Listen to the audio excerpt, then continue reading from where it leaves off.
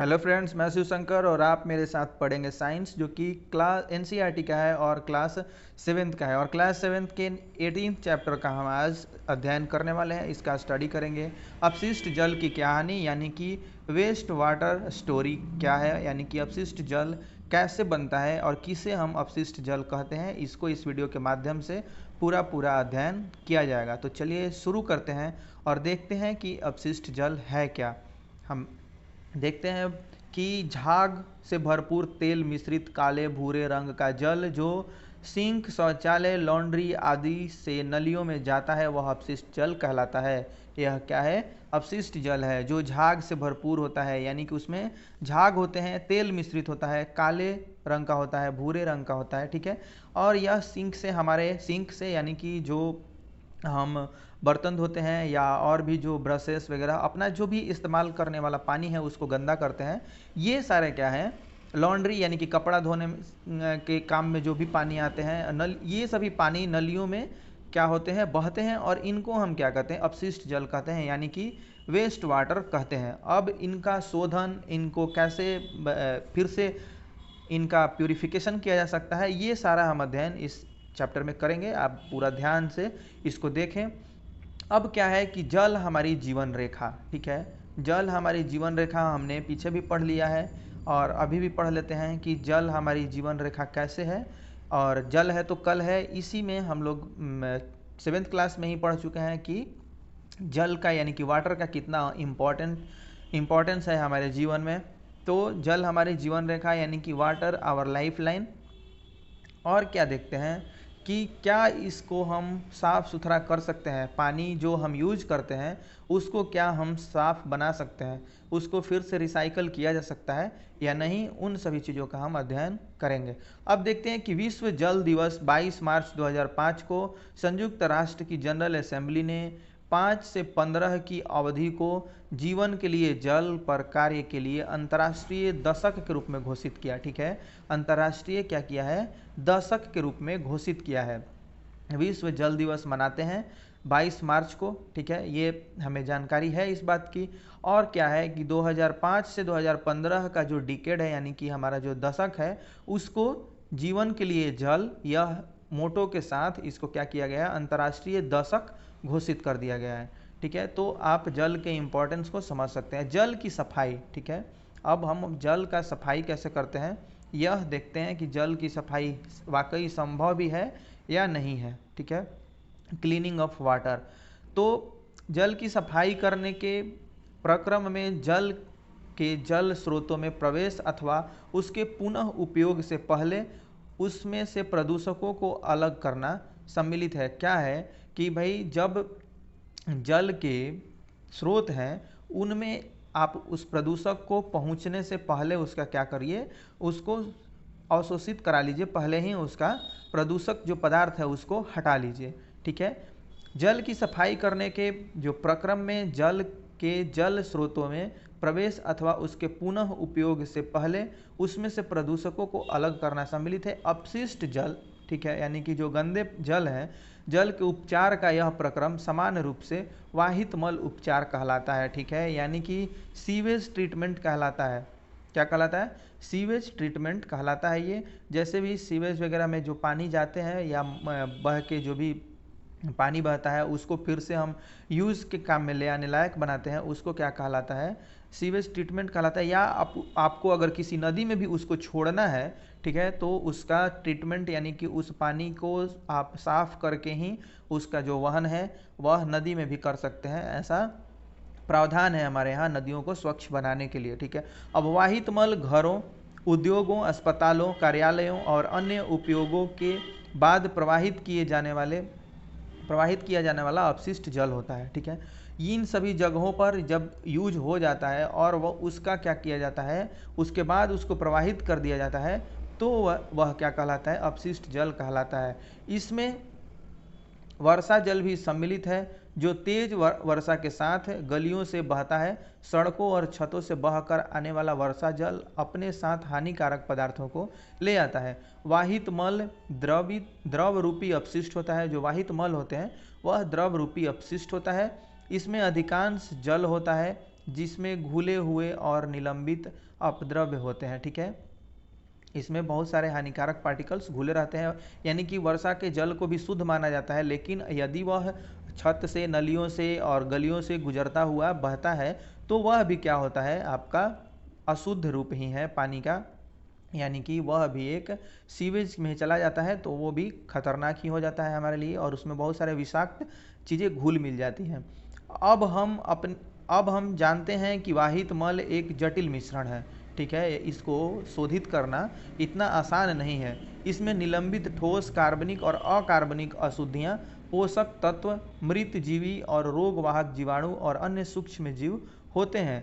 अब इसमें निम्नलिखित शामिल है। ठीक है, इसमें और क्या क्या शामिल है, या इन अशुद्धियों के कुछ सामान्य उदाहरण इस प्रकार हैं। ठीक है, इन अशुद्धियों के जो सामान्य उदाहरण हैं वह इस प्रकार से हैं, आपको देखने को मिलेंगे। अब कार्बनिक जो अशुद्धियां हैं, क्या है, कार्बनिक अशुद्धियां हैं, ये आप देखें कि क्या क्या उसमें कार्बनिक अशुद्धियां पाई जाती हैं। ठीक है, कार्बनिक अशुद्धियों में आप मानव का मल, जैविक अपशिष्ट पदार्थ, ठीक है, जो जीवों के अपशिष्ट पदार्थ होते हैं, तेल, यूरिया यानी हमारा जो मलमूत्र होता है, यूरिया, और फिर पीड़कनाशी, शाकनाशी, फल और सब्जी का कचरा इत्यादि, ये सब जो होता है, पेस्टिसाइड वगैरह भी, ये सभी क्या हैं, कार्बनिक अशुद्धियां हैं। ठीक है, यानी कि ये सारे क्या हैं, ऑर्गेनिक अपशिष्ट होते हैं। ठीक है, अब देखते हैं कि अकार्बनिक। ठीक है, अकार्बनिक क्या है कि नाइट्रोजन, फास्फेट, धातुएं, फास्फोरस, ये सभी क्या हैं, हमारे वेस्टेज के ये भी एक रूप है, और ये पानी के अकार्बनिक अशुद्धि हैं। ठीक है, अब आप देखते हैं पोषक तत्व, फास्फोरस और नाइट्रोजन युक्त पदार्थ। ठीक है, फास्फोरस जो अकार्बनिक अशुद्धियां हैं, अकार्बनिक अशुद्धियों में आपके नाइट्रेट और फास्फेट धातुएं, फिर पोषक तत्व, ये सब फास्फोरस और जो नाइट्रोजन युक्त पदार्थ हैं ये सभी हैं। अब जीवाणु हैं, यानी कि बैक्टीरिया वगैरह हैं। ठीक है, ये हैजा और टाइफाइड आदि रोग उत्पन्न करने वाले हैं, क्रमशः विब्रियो, कलरा और साल्मोनेला, ये सभी बीमारी जो हैं, साल्मोनेला, ये सभी बीमारी इनसे, जीवाणु से, और जो पैराटाइफी, ये सभी हैं। इस प्रकार से अन्य सूक्ष्म जीव इसमें पेचिश आदि रोग उत्पन्न करते हैं। इन सभी जो भी ये सभी बीमारियां हैं, यह किन किन चीज़ों से होती हैं, यह आपको पता है कि कार्बनिक अशुद्धियाँ ये किस प्रकार से होती हैं, अकार्बनिक अशुद्धियाँ, फिर ये जो पोषक तत्व, जीवाणु और भी अन्य सूक्ष्म जीव हैं, इस प्रकार से कैसे घुले मिले रहते हैं और हमारे स्वास्थ्य को कैसे बिगाड़ सकते हैं, इनको आप देख चुके हैं। ठीक है, अब हम देखते हैं कि जल शोधन एक महत्वपूर्ण क्या है, घटनापूर्ण यात्रा है। इसका जल शोधन का एक घटनापूर्ण यात्रा है इसको हम देखते हैं। ये कार्बनिक अशुद्धियों को आप इस तरीके से बहुत, इनका जो अपशिष्ट होता है वह बेकार तरीके से होता है, और आप इसमें एक दुर्गंध भी देखेंगे, बहुत सारा मतलब इसमें हानिकारक चीज़ें होता है। यह कार्बनिक और जो ऑर्गेनिक है इनप्योरिटीज़ है या इनऑर्गेनिक इनप्योरिटीज़ है, ये सभी जो न्यूट्रिशंस हैं, इस तरीके से आप इनका पूरा का पूरा उपचार संभव बिना आप इनको उपयोग में नहीं ला सकते हैं, और इसका जो उपचार होता है वह बहुत जटिल प्रक्रिया है, आसान नहीं होता है। तो इस तरीके से जो जल शोधन है, यानी कि जो हम उसका ट्रीटमेंट कर रहे हैं, एक घटनापूर्ण यात्रा है, उसका वर्णन यहाँ पर किया गया है। ठीक है, वाटर जो फ्रेशनेस है अप एन इवेंटफुल जर्नी। ठीक है, इस प्रकार से यह क्या है, एक घटनापूर्ण यात्रा है, इसका उसको यहाँ दिखाया जा रहा है, उसको बताया जा रहा है। अब घरों तथा सार्वजनिक भवनों को स्वच्छ जल की आपूर्ति सामान्यतः पाइपों के एक जाल द्वारा की जाती है। पाइप का एक जाल बिछा रहता है, उसके द्वारा क्या करते हैं, इसकी आपूर्ति करते हैं, और पाइपों को एक अन्य जाल द्वारा उपयोग किए जा चुके जल को ले जाया जाता है। ठीक है, एक दूसरा भी आप पाइपों का जाल होता है, ठीक है, जो कि क्या करता है, वो पानी ले जाता है जो यूज हो चुके हैं और जो खराब हो चुके होते हैं। ठीक है, अब कल्पना कीजिए कि यदि हम भूमि के अंदर देख सकते तो इसमें हमें बड़े और छोटे पाइपों का एक जाल दिखाई देगा। ठीक है, जब हम इसको कल्पना कीजिए कि यदि हम भूमि के अंदर देख सकते तो इसमें हमें बड़े और छोटे पाइपों का एक जाल दिखाई देगा, जिससे क्या होता है कि सीवर कहते हैं। यह पूरा आपको एक जाल दिखाई देगा जिसको हम सीवर कहते हैं, जो मिलकर मल विसर्जन की व्यवस्था करता है। ठीक है, यह क्या करता है, सीवर मल विसर्जन की व्यवस्था करता है, यानी कि उसको छोड़ता है, बाहर ले जाया जाता है। सुझाव दिया जाता है कि जो वाहित मल संयंत्र हैं उनके चारों ओर यूकलिप्टस के वृक्ष लगा देने चाहिए, और इस तरीके से वह क्या करता है, अपशिष्ट जल को सोख लेता है और वायुमंडल में शुद्ध जल वाष्प छोड़ता है। ठीक है, अब नागरिक के रूप में आपका क्या कर्तव्य है, ठीक है, एज ए सिटीजन आपका क्या रोल है, इसको हम देखेंगे। हमारा क्या रोल होना चाहिए और क्या होता है। तो हमारा रोल है कि भाई पानी को कैसे कम से कम खर्च किया जाए। ठीक है, और जो खर्च हम कर भी रहे हैं तो उनका अगर ट्रीटमेंट हम खुद कर सकते हैं तो ठीक है, और नहीं तो फिर जो आप नलियों के माध्यम से जो पानी जा रहे हैं उनको किसी आप उपचारित करने के बजाय, जब आप उपचारित नहीं कर रहे हैं तो आप क्या करें कि जो नली में आप नदी वगैरह में या बड़े नालों में गिरने के पहले आप उनको खेतीबाड़ी या छोटे छोटे जो पौधे हैं उनको एक हल्के फुल्के तौर पर ट्रीट करके उनके मिट्टी या किसी और नाली से आप छान करके जो भी कचड़े हैं उनको निकाल करके आप क्या कर सकते हैं, उनको उपयोग में ला सकते हैं, पेड़ पौधों को पटाने के लिए, उनको पानी देने के लिए, उनकी सिंचाई करने के लिए। ठीक है, तो इस प्रकार से हम एक नागरिक के रूप में पानी को बचा सकते हैं, पानी को जो अपशिष्ट पानी है उसका हम फिर से इस्तेमाल कर सकते हैं। अब अच्छी गृह व्यवस्था बनाए रखने की प्रक्रिया, अच्छी गृह व्यवस्था बनाए रखने की क्या प्रक्रिया होती है उसको हम देखते हैं। ठीक है, अब खाना पकाने के तेल और वसा को नाली में नहीं बहाना चाहिए। ठीक है, ये पाइपों में कठोर पदार्थ की परत जमाकर उन्हें अवरुद्ध कर सकते हैं।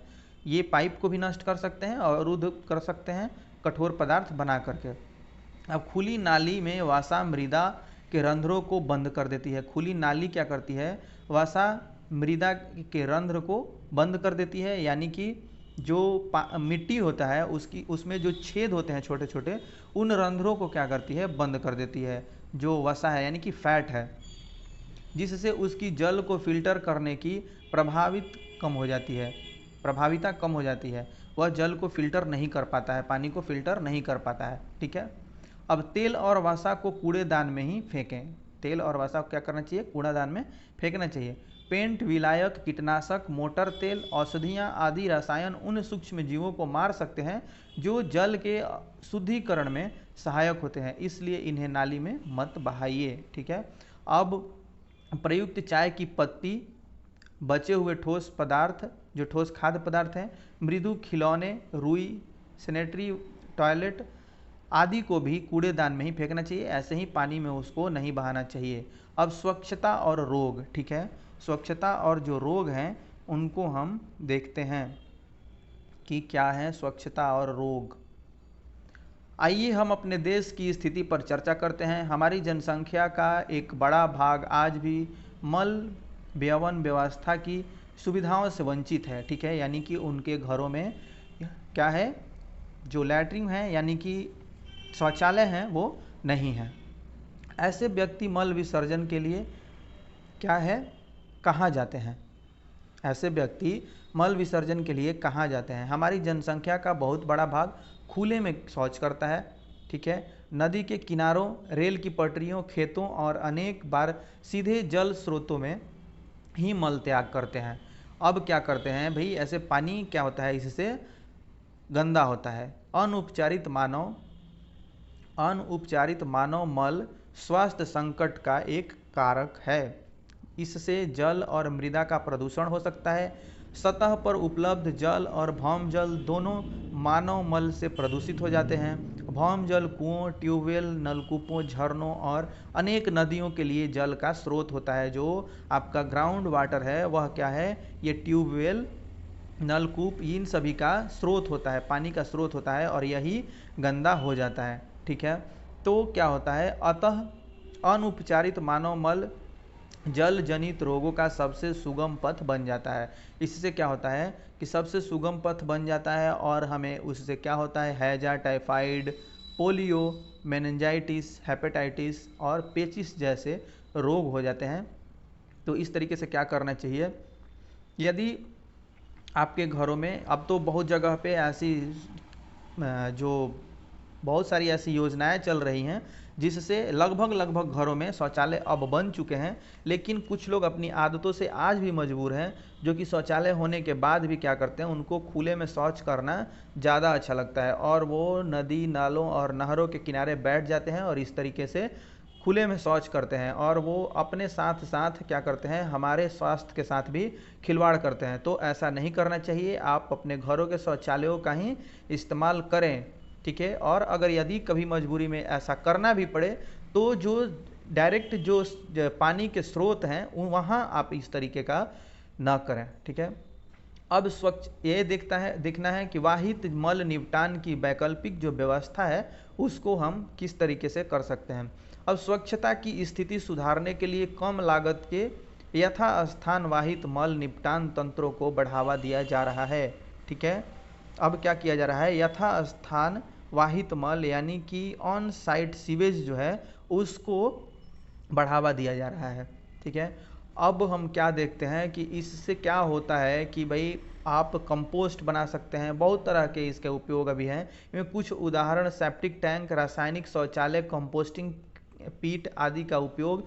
ये सेप्टिक आप देख रहे हैं, सेप्टिक टैंक उन स्थानों के लिए उपयुक्त है जहां मल वहन की व्यवस्था नहीं है, जैसे अस्पताल, अलग थलग बने भवन, ये सभी चीज़ क्या है, इन यहाँ पे आप सेप्टिक टैंक का इस्तेमाल कर सकते हैं।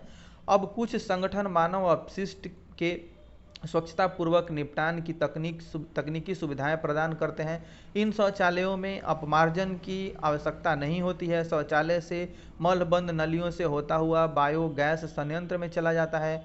उत्पन्न होने वाली बायोगैस का उपयोग ऊर्जा के स्रोत के रूप में किया जा सकता है। इस तरीके से क्या किया जा सकता है, आप वहीं पे उसका इस्तेमाल कर सकते हैं, ठीक है। अब देखते हैं कि सार्वजनिक स्थलों पर स्वच्छता, सार्वजनिक स्थल जो हैं वहाँ किस तरह से स्वच्छता आप कर सकते हैं। हमारे देश में समय समय पर मेलों का आयोजन होता रहता है, ठीक है। बड़ी संख्या में लोग इनमें भाग लेते हैं। इसी प्रकार railway station, bus stand, airport, अस्पताल, इस तरीके से क्या होता है, आप वहाँ जाते हैं। यदि भीड़ भाड़ वाले सार्वजनिक स्थल होते हैं, यदि बहुत भीड़ वाले सार्वजनिक स्थल होते हैं, ये क्या होते हैं, जो ऊपर आपने देखा आदि बहुत भीड़ भाड़ वाले ये सार्वजनिक स्थल होते हैं। प्रतिदिन हजारों लोग यहाँ आते हैं जाते हैं। इस प्रकार से वहाँ आप यदि भाई साफ सफाई नहीं रखेंगे तो क्या हो सकती है, बीमारी हो सकती है। तो हमें क्या करना चाहिए, सार्वजनिक स्थलों को साफ सुथरा रखना चाहिए, और नहीं रखेंगे तो बीमारी का यह बहुत बड़ा न्योता है, यानी कि इनविटेशन है उसको। अब कृमि प्रसंस्करण शौचालय, ठीक है। देखते हैं भारत में ऐसे शौचालय की रूपरेखा का परीक्षण किया गया है जिससे मानव मल को केंचुओं द्वारा उपचारित किया जाता है। यह तकनीक मानव मल को सुरक्षित प्रसंस्करण के लिए आदर्श सिद्ध हो सकती है, क्योंकि इसके उपयोग में जल की बहुत कम मात्रा की आवश्यकता होती है। शौचालय का संचालन बहुत सरल और स्वच्छ है।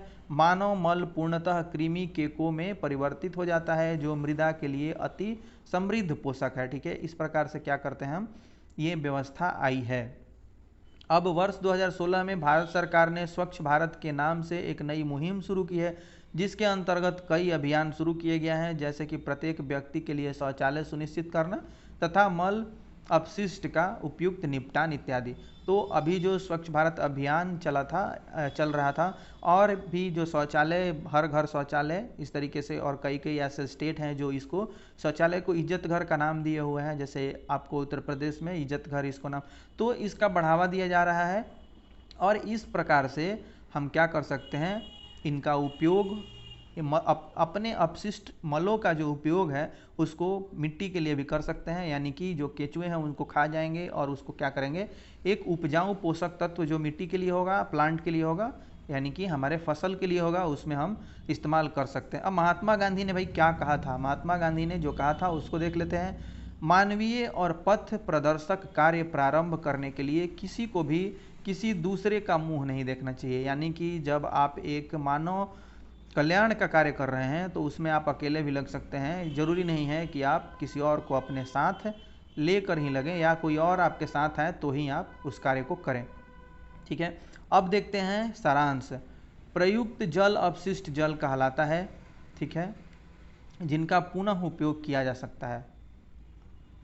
अब घरों, उद्योगों, कृषि कार्य, खेतों और अन्य मानव क्रियाकलापों में उपयोग किया जल अपशिष्ट जल को जनित करता है, यह वाहित मल कहलाता है। ठीक है, आप सब नोट्स जरूर बना लेंगे। वाहित मल द्रव रूपी अपशिष्ट पदार्थ होता है जो जल और मृदा का प्रदूषण करता है। यह क्या करता है? जल और मृदा का प्रदूषण करता है। अपशिष्ट जल को वाहित मल उपचार संयंत्र में उपचारित किया जाता है। उपचार संयंत्र अपशिष्ट जल को किसी निश्चित स्तर तक प्रदूषकों में युक्त कर देता है ताकि प्राकृतिक प्रक्रमों द्वारा उसमें शेष रह गए प्रदूषकों का निपटान हो सके। अब जहां भूमिगत मल व्यवस्था तंत्र और कचरा निपटान तंत्र उपलब्ध नहीं होते, वहां कम लागत के यथास्थान स्वच्छता तंत्र को अपनाया जा सकता है। अपशिष्ट जल उपचार के सह उत्पाद आपंक और बायोगैस हैं। ठीक है, क्या है ये? आपंक या बायोगैस है। खुली यानी कि मुक्त नाली व्यवस्था मक्खी, मच्छर और अन्य ऐसे जीवों के लिए प्रजनन स्थल प्रदान करती हैं जो रोग उत्पन्न करते हैं। इससे क्या होता है? रोग उत्पन्न होता है। अब हमें खुले में मल त्याग नहीं करना चाहिए। कम लागत विधियों को अपनाकर मल का सुरक्षित निपटान संभव है। इस प्रकार से आप, जरूरी नहीं है कि बहुत बड़ा आपको अमाउंट इसमें पैसे का खर्च करना पड़ेगा। कम लागत में भी आप अपने घरों में अब शौचालय बना सकते हैं। अब पृथ्वी पर सबसे निर्धन से निर्धन, ठीक है, पृथ्वी पर सबसे निर्धन से निर्धन व्यक्ति को भी स्वच्छ जल और स्वच्छता प्रदान करके हम निर्धनता से प्रेरित कष्टों को कम कर सकते हैं और सभी बच्चों के लिए शिक्षा सुनिश्चित कर सकते हैं। यह कथन है यूनिसेफ का। ठीक है, यह यूनाइटेड नेशन का। अब देखते हैं कि एक प्राचीन अभियांत्रिकी उपलब्धि सिंधु घाटी सभ्यता। ठीक है, अब हड़प्पा और मोहनजोदड़ो सबसे प्राचीन सभ्यताओं में से एक हैं। संभवतः विश्व का पहला शहरी स्वच्छता संयंत्र यहीं विकसित हुआ था। शहर में स्थित प्रत्येक घर अथवा घरों के समूह कुओं से जल प्राप्त करते थे। स्नान के लिए पृथक कक्ष होता था और व्यर्थ जल बंद नालियों से बाहर निकालने का प्रबंध था जो प्रमुख सड़कों और गलियों में बनी होती थी। ईंटों का बना सबसे पुराना शौचालय लगभग 4500 वर्ष पुराना है। ठीक है, तो आप देख सकते हैं कि जो सिंधु घाटी सभ्यता में इस तरह का शौचालय आपको मिला है वह कितना पुराना है? 4500 वर्ष पुराना है। ठीक है, यानी कि हम उस काल से भी अभी पीछे चल रहे हैं। और इस प्रकार यह पूरा का पूरा चैप्टर समाप्त हो गया। आप मेरे साथ इस वीडियो को देखें। बहुत बहुत धन्यवाद। Thanks for watching this video. मिलते हैं नेक्स्ट वीडियो में, तब तक के लिए जय हिंद।